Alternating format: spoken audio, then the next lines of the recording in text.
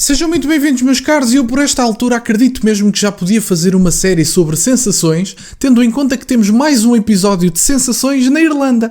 Foi na Alemanha, já fiz na França, já fiz em Portugal no primeiro canal e neste segundo, e agora temos também mais um episódio de sensações. Eu acredito mesmo que podia fazer disto uma série, e portanto vamos ver que sensações é que os irlandeses desta vez têm associados à imigração. Vamos então ver aqui esta notícia para falar um bocadinho sobre este assunto, em que nós vemos aqui, Irlanda, a agitação cresce à medida que os conflitos anti-imigração se espalham para além de Dublin.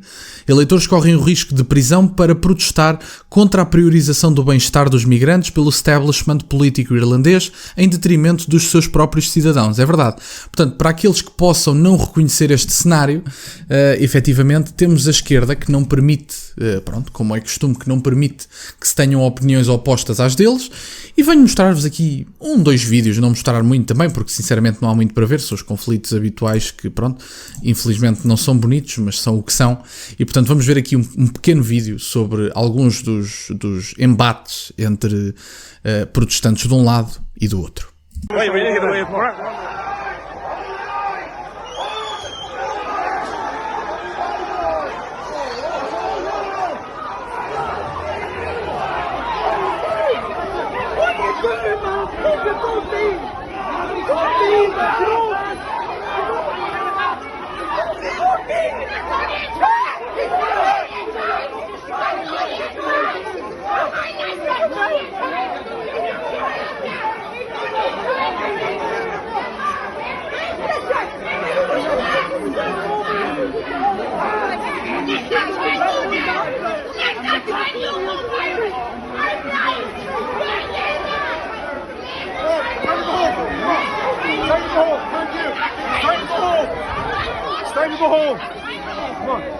Honestamente, meus caros, eu cada vez vejo mais a possibilidade de esta tensão social estar a ser criada de forma premeditada para justificar a presença de forças militares nas ruas e para justificar eventualmente a necessidade de um Estado mais autoritário, do ponto de vista ditatorial, e portanto eu cada vez, e a sério, eu sei que neste momento para falar deste assunto já tenho que entrar um bocadinho nas teorias da conspiração, se quiserem, mas o que é facto é que esta tensão social parece obviamente premeditada. Eu não acredito que haja algum governante, por muito progressista que seja, que não adivinhe que culturas antagónicas colocadas no mesmo espaço em proporções gigantes, representadas eventualmente no futuro 30% de uma cultura, 30% de outra e 30% de uma terceira. Eu não acredito que haja algum governante, por muito progressista que seja, que acredite que isto possa funcionar no espaço público. Portanto, o que eu acredito, ou aliás, se acreditar, tem que ser uma pessoa demasiado iludida e não pode efetivamente conhecer a realidade dos países profundamente. O que eu acho também, sinceramente, é que apesar de continuarmos com esta conversa e de continuarmos com esta ideia de que pode entrar toda a gente, etc., eu acho, sinceramente, que isto vai ser uma forma de justificar um Estado mais autoritário, mais militarizado, com mais forças militares na rua, e portanto eu pessoalmente não gostaria de uma sociedade dessas. E portanto o multiculturalismo não funciona, eu vou dizê-lo tantas vezes quantas forem necessárias, e acho sinceramente que o resultado do multiculturalismo está à vista no Ocidente. Nós tentámos, é uma ideia utópica, romântica diria mesmo, que não funciona, não corresponde ao mundo real. As pessoas com culturas antagónicas não se vão respeitar porque têm modos de vida específicos, têm princípios específicos, têm mundivisões diferentes e, portanto, têm religiões diferentes, não é? E, portanto, com estas questões todas juntas, no mesmo espaço, não podemos continuar a fingir que isto é uma coisa normal. Mas temos aqui a hostilidade local à política oficial de fronteiras abertas dos políticos governantes da Irlanda ilustra o abismo entre os dois lados, com o establishment a acusar continuamente os moradores locais de racismo e criminalidade por protestarem contra a escassez de moradias ou crimes cometidos por imigrantes. O protesto de Dundalk foi abordado por palestrantes locais, incluindo o conselheiro Malachy Stinson, um político municipal nacionalista eleito recentemente. Ele declarou recentemente que Dundalk e o país em geral estavam a viver em tempos revolucionários, o que significa que a agitação anti-imigração vai mudar a política em toda a República. Em Dublin, as autoridades foram forçadas a tomar a decisão embaraçosa de efetivamente abandonar um possível centro de asilo após pelo menos 5 ataques incendiários separados. Os moradores locais supostamente foram às ruas repetidamente para comemorar sempre que fumaça era vista a subir das instalações em chamas. Acampamentos de refugiados somalis também foram atacados no centro de Dublin. Meus caros, Isto é uma situação que se vive em toda a Europa. Já em Lisboa temos uma coisa semelhante. Até há bem pouco tempo estava a ser noticiado um campo de refugiados no meio de Lisboa, de acampamentos de refugiados em Lisboa, de pessoas que não tiveram acesso a documentos e que, como não tiveram acesso a documentos para estarem no país legalmente, estão a aguardar pelos documentos de forma ilegal dentro do país. Portanto, vocês reparem que estas pessoas estão atrás de documentos para poderem estar legalmente em Portugal e, portanto, não conseguiram os documentos, mas ainda assim estão dentro do país. E, pelos vistos, passa-se o mesmo na Irlanda, passa-se o mesmo na Alemanha e, portanto, eu gostava de perceber por que raio é que continuamos com a questão das sensações. Os políticos continuam a apelidar as pessoas que se opõem a este tipo de registros de imigração de racistas. Meus caros, os moradores da Irlanda, da Suécia, da Finlândia não são racistas. Meus caros, nós nunca vimos um racismo incendiário nos últimos 10, 20 anos na Europa porque as pessoas são pouco inclusivas ou não querem receber ninguém. Não é nada disso. Eu não conheço pessoalmente um único partido, um único líder político, por muito extremista que apelidem os partidos de direita nos dias de hoje, que diga: eu quero fechar as fronteiras para sempre, quero estar totalmente isolado sobre as minhas fronteiras e, portanto, não quero mais imigração. Eu nunca ouvi ninguém a dizer isso, honestamente. Todas as pessoas que eu conheço pessoalmente, do ponto de vista de referências políticas, não querem fechar as fronteiras, não querem o fim da imigração.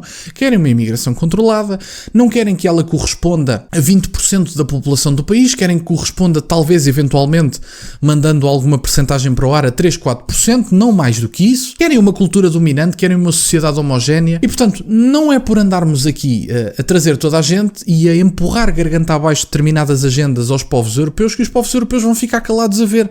Há reações. E, portanto, parem de apelidar de racistas todos os europeus que não veem como legítima a destruição da sua própria casa de pessoas que supostamente estariam a acolher de boa vontade. É verdade. Portanto, continuamos aqui com este tipo de conversa. Mais uma vez digo, é sempre preciso diferenciar os refugiados e os imigrantes. É sempre preciso fazer essa diferenciação.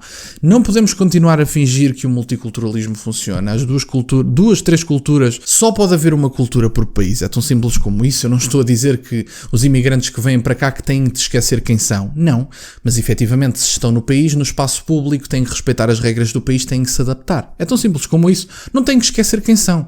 Eu não quero que as pessoas, por chegarem aqui, que esqueçam de onde vieram, que esqueçam toda a sua infância. Não é nada disso, até porque isso não é... Eu não acredito que isso seja sequer uma coisa saudável. Por isso é que eu acredito que a atribuição de nacionalidades até pode ser uma coisa possível, mas será uma exceção. Porque a grande maioria das pessoas não tem interesse nenhum e olhem para vocês, olhem para nós, a ver se algum de vocês trocaria e gostaria de apagar toda a identidade portuguesa que têm para assimilar uma identidade de um outro país qualquer. Portanto, eu acredito que isso nem sequer é benéfico para o imigrante. A questão da adaptação a 100%. A adaptação real, a assimilação cultural, não é benéfica para os imigrantes porque são obrigados a esquecer todo o passado, toda a infância, todos os ensinamentos, todos os convívios familiares que tiveram na sua cultura. E, portanto, eu acredito que a assimilação cultural até pode ser possível, não digo que não, mas é uma exceção raríssima e, portanto, as nacionalidades não podem ser atribuídas ao desbarato, as pessoas não podem esperar por documentos que validem a sua legalização dentro do país para o qual querem vir, quer dizer, então para que é que querem os documentos se já estão cá dentro? Não, eu não consigo perceber, honestamente. Da minha parte é isto, meus caros, quero-vos agradecer por terem estado desse lado. Tem aqui mais um episódio, foi na Irlanda, é na França, é na Alemanha, é em Portugal e efetivamente continuamos a ignorar este problema. As nossas elites ignoram o problema e o problema nunca vai ser resolvido enquanto pelo menos não admitirmos que ele existe. Da minha parte é isto, subscrevam o canal, meus caros, estamos a chegar aos 3.000 subscritores, muito obrigado por estarem desse lado. Deem gosto neste vídeo entretanto, se ainda não deram, tem as minhas redes sociais e o MBA na descrição, para o caso de quererem fazer alguma doação e nunca se esqueçam, meus caros, questionem tudo. Até à próxima.